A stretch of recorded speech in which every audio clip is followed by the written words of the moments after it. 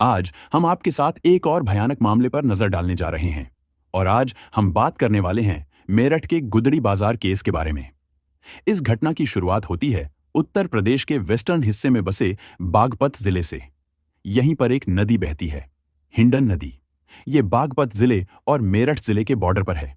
दिन था 23 मई 2008 का। सुबह के 11:45 के आसपास का टाइम हो रहा होगा।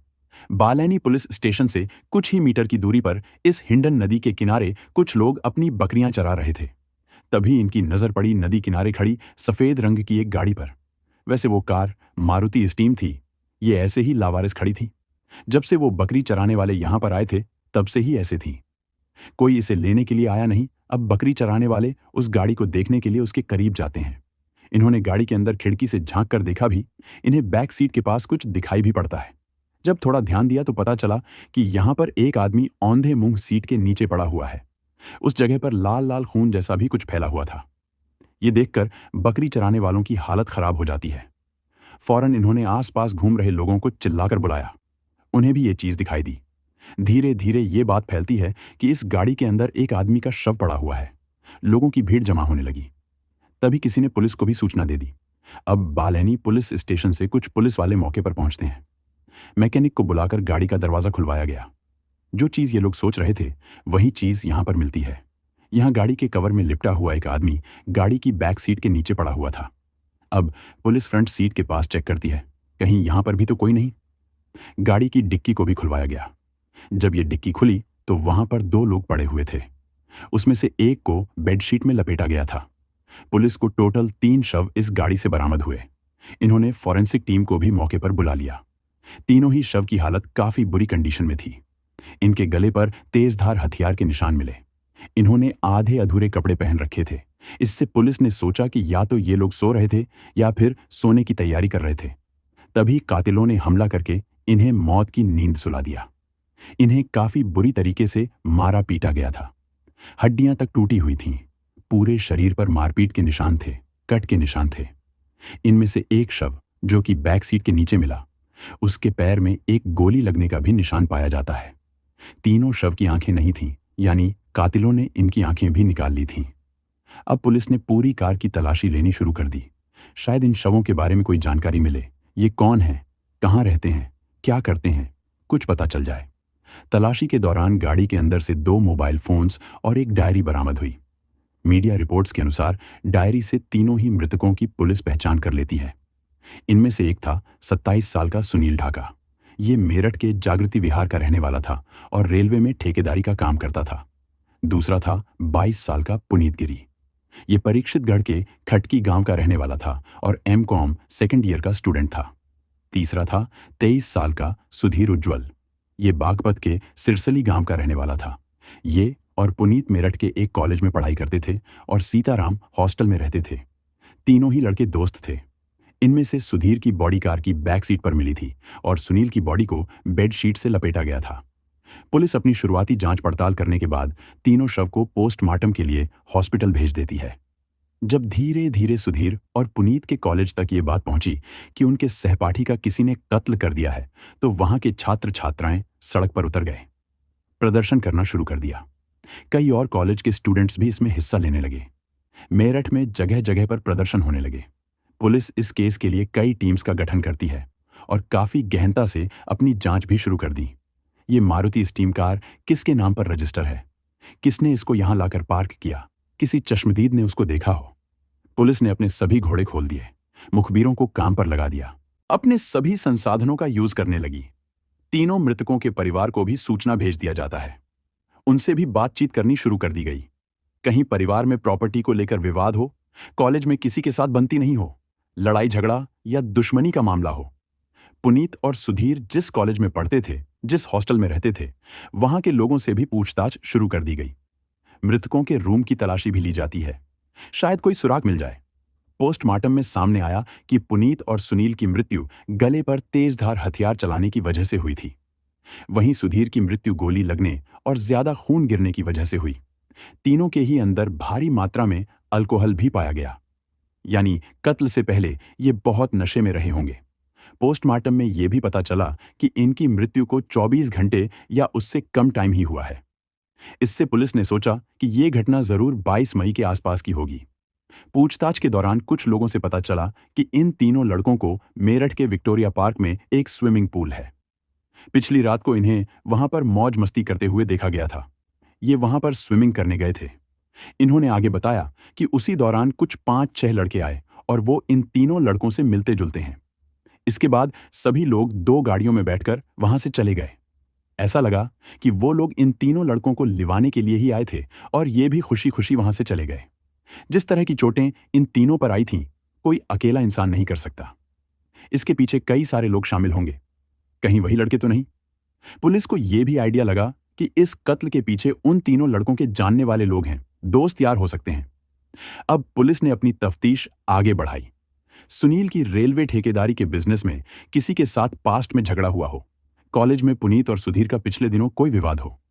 पुलिस के ऊपर काफी ज्यादा प्रेशर था। शहर भर में स्टूडेंट्स और आम जनता के प्रदर्शन हो रहे थे।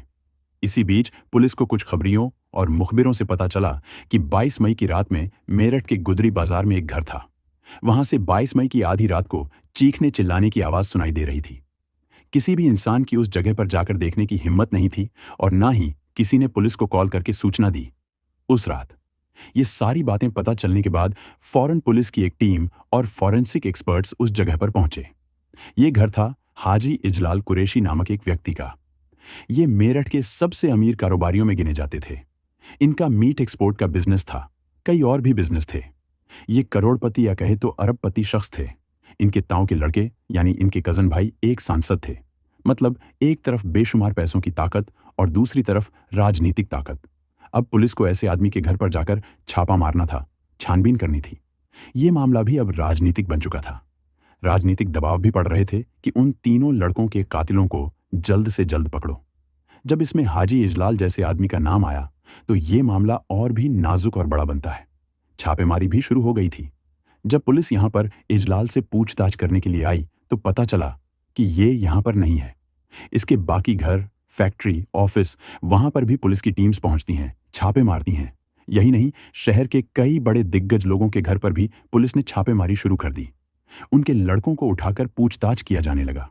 जो भी लोग उस रात उन तीनों मृतकों को स्विमिंग पूल के पास लेने के लिए आए थे, उनके बारे में भी पता किया जाने लगा। हाजी इजलाल का ये जो गुदरी बाजार में फार्म हाउस था, यहाँ गेट के बाहर सीढ़ियों के पास और रोड तक फॉरेंसिक टीम को खून के अंश दिखाई दिए। उन्हें खरोच कर हटाने की कोशिश की गई थी। फिर उसके ऊपर गुलाब की पंखुड़ियां फेंक दी गई थीं। घर के अंदर ऊपर जाने वाली सीढ़ियों के पास भी कई सारे खून के धब्बे दिखाई दिए। इन्हें मिटाने की भी कोशिश हुई थी। एक चप्पल मिला जो शायद मृतकों में से किसी का रहा होगा। वहीं आंगन के पास पुलिस को कुछ कपड़े भी मिले जो कि खून में सने हुए थे। एक बेडशीट का आधा हिस्सा भी मिला, उस पर भी खून लगे हुए थे। इसी बेडशीट के आधे हिस्से में सुनील के शव को लपेटकर गाड़ी की डिक्की में रखा गया था। आधा बेडशीट वहां पर था और आधा यहां मिला। यहां पर बुलेट का एक शेल भी बरामद होता है। एक कमरे की दीवार पर गोली के निशान भी पाए गए। लगा कि यहीं पर सुधीर को गोली दागी गई होगी। इसी रूम में ही तीनों के कत्लों को अंजाम दिया गया रहा होगा। इस केस में मेरठ पुलिस के साथ साथ बागपत पुलिस भी काम कर रही थी। फैक्ट्रीज की छापेमारी करने के दौरान बागपत पुलिस को कई सारी लग्जरी गाड़ियां मिली।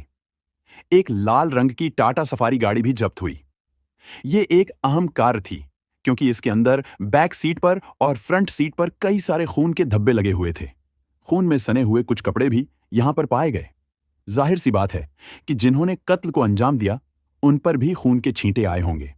वही कपड़े यहां पर छिपाए गए थे।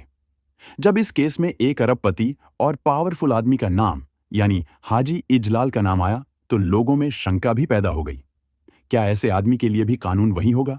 क्या पुलिस उसको अरेस्ट करेगी? क्या इस पर भी कार्रवाई की जाएगी? इस केस की वजह से आधा उत्तर प्रदेश हिला हुआ था। राजनीतिक रूप से उथल पुथल थी। कई पुलिस वालों को केस से हटाया भी गया क्योंकि वो केस में गड़बड़ी कर रहे थे। स्टूडेंट्स ने पुलिस को धमकी दे डाली कि ढंग से इन्वेस्टिगेशन नहीं हुआ तो प्रदर्शन और बड़ा होगा। 25 मई को पूरा मेरठ बंद भी कर दिया जाता है। पुलिस इजलाल की 100 करोड़ से भी ज्यादा की संपत्ति गैंगस्टर एक्ट के तहत सीज कर लेती है। कुछ ही दिनों के अंदर पुलिस ने इजलाल को भी अरेस्ट कर लिया। कुछ न्यूज रिपोर्ट्स के अनुसार इसने खुद सरेंडर किया था। इजलाल के अरेस्ट होते ही इसने एक कहानी सुनाई। ये बात कुछ वक्त पहले की है। इजलाल किसी काम की वजह से मेरठ के गंगानगर के राधा गार्डन गया हुआ था। शाम का टाइम था, लोग पार्क में अपना टहल रहे थे। वहीं इजलाल की नजर पड़ी एक लड़की पर। लड़की का नाम था शिवा सिरोही। शिवा की बात करें तो पहले ये अपनी फैमिली के साथ बुलंद शहर में रहती थी, फिर वहां से मेरठ के गंगानगर आ गई। शिवा के पिता आर्मी में कर्नल थे, माँ किसी प्राइवेट स्कूल में प्रिंसिपल थी। शिवा की एक छोटी बहन भी थी जो कि पढ़ाई करती थी। पिता का सपना था कि शिवा को भी अपनी तरह आर्मी में भेजेंगे, लेकिन किसी कारण से शिवा आर्मी ज्वाइन नहीं कर पाई। फिर पिता ने बेटी के लिए एक दामाद ढूंढा जो कि आर्मी में कैप्टन थे। वो और उनका परिवार दिल्ली के रहने वाले थे।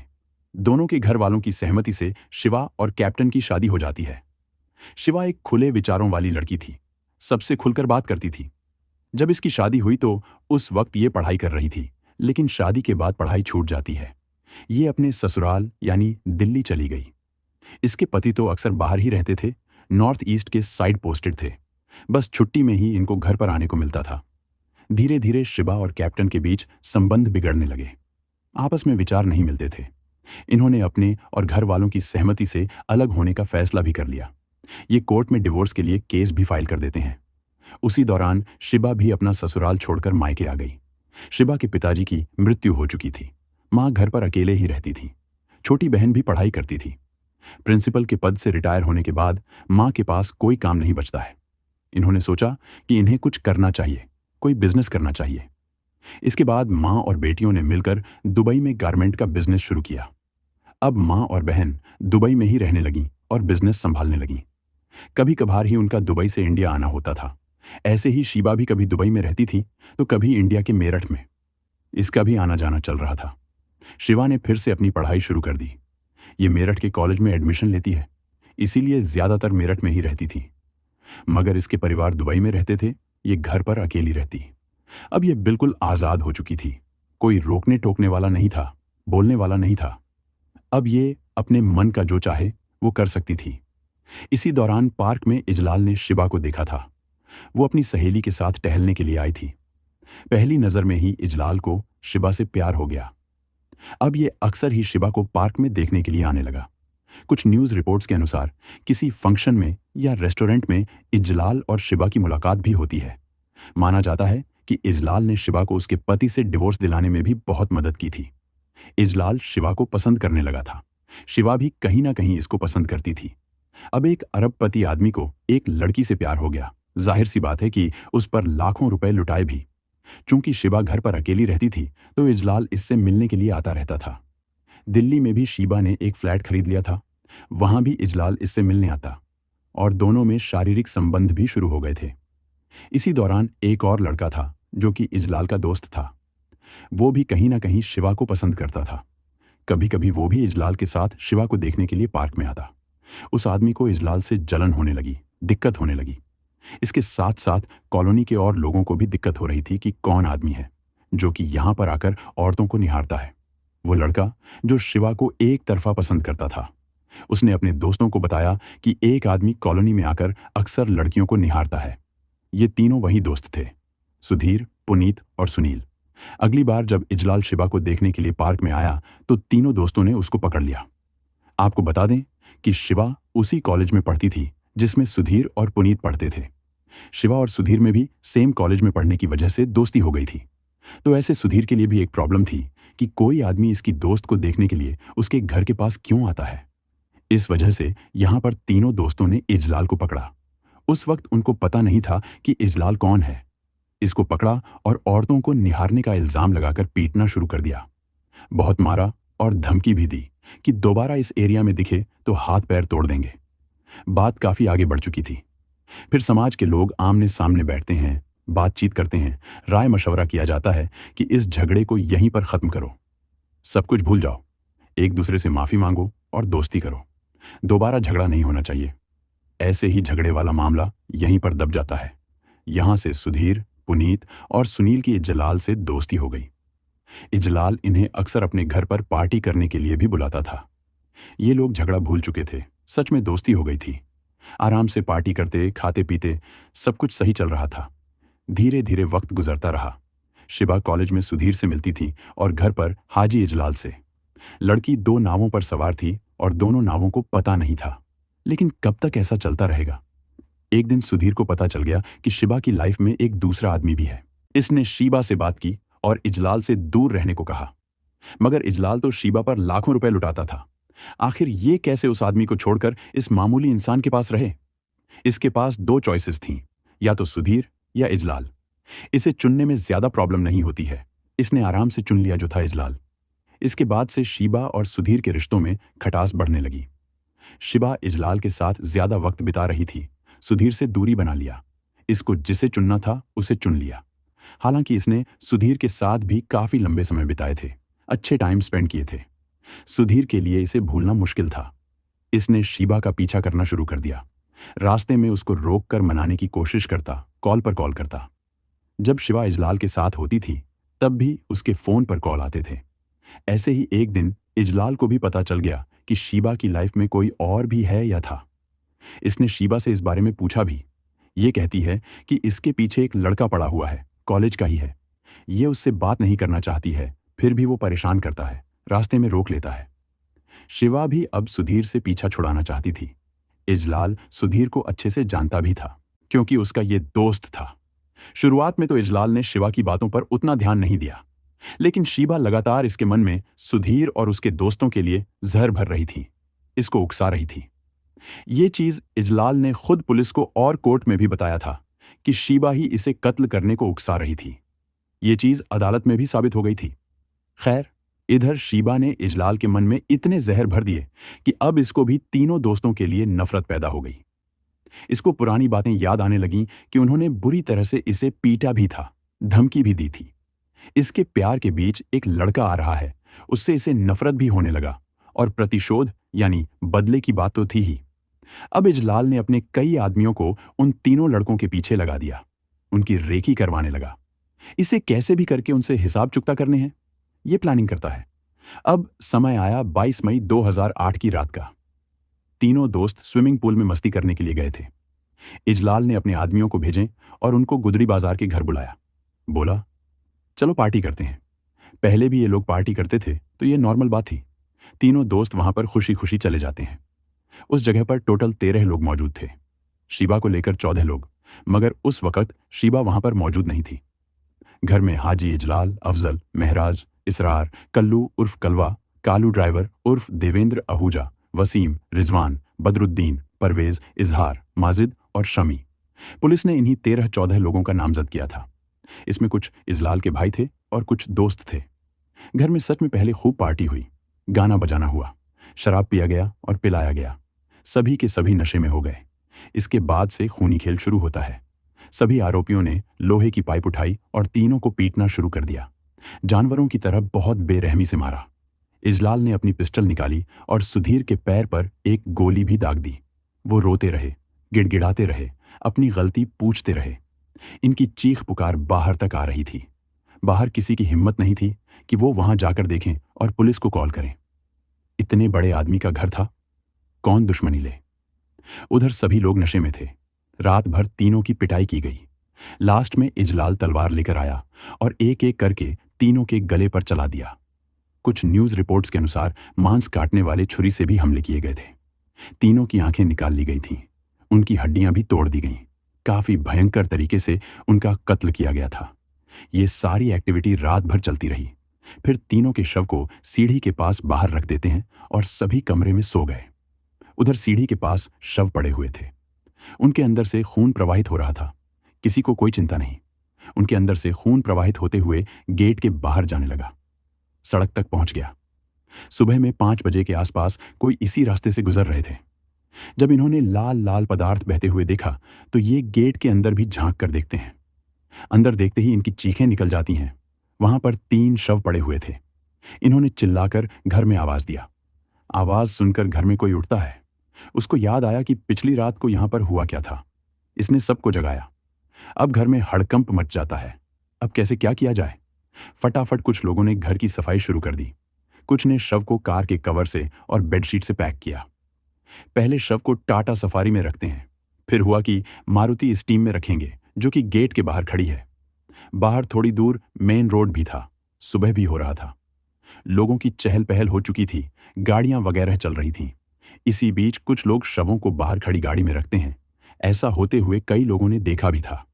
ये भी देखते हैं कि वहां से कुछ लाल रंग का रिस भी रहा है। बाहर थोड़ा ट्रैफिक जाम भी होता है। इस वजह से 2 शवों को गाड़ी की डिग्गी में और एक शव को बैक सीट के नीचे रखने के बाद गाड़ी चल पड़ी। सोचा कि कहीं दूर जाकर नदी में फेंक देंगे, लेकिन रास्ते में ही गाड़ी का फ्यूल खत्म हो जाता है। अब क्या करें?